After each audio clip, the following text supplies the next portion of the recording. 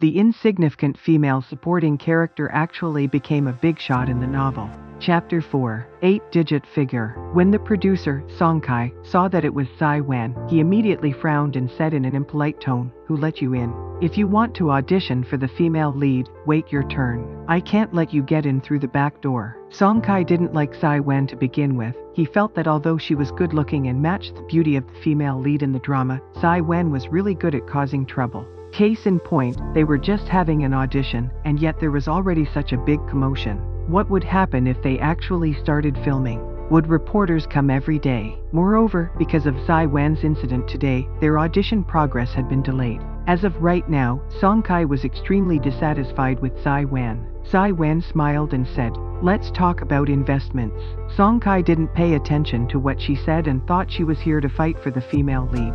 He simply said, "I'm sorry, but I don't think you're suitable for the role of the female prota." At this point, he trailed off as he finally realized what Tsai Wan had just said. His eyes widened and he asked again, "What did you just say?" "I said that I want to invest in your production. I'm not a female star anymore. I want to be an investor. Let me see, you already have some funds. How about this, I'll invest another 8 figures into your production. Would that be enough?" Songkai was dumbfounded. 8 figures. He didn't hear her wrongly, did he? She also asked if it was enough. Did that mean that if he felt that it wasn't enough, she could invest more? Songkai felt like he was in a dream. Tsai Wan was no longer an actress and was here to throw money at his production.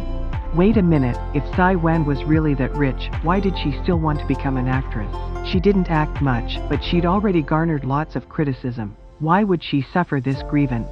At this moment, outside the production team, the staff were all staring at the movements inside. Tsai Wan has already been inside for a while. They won't start quarreling, will they? Who knows? Nothing good ever comes from Tsai Wan's visits. We forgot to stop her just now. I hope the producer won't scold us later, they muttered, feeling that the negotiations inside would not be very friendly. I heard that Tsai Wan has a sugar daddy backing her. She wouldn't use him to negotiate with the producer, would she? Ah, if you put it that way, although Tsai Wan is brainless, she's indeed quite pretty. The rich will definitely like her. If our producer gives in, then we'll have to suffer in the future. I don't want to work with Tsai Wan at all. I've always felt that she's really troublesome. That's right. Everyone's saying that she's a big shot, that she has a sugar daddy behind her, and that she's bullying newbies. As the staff outside were mumbling amongst themselves, Songkai came out of his office.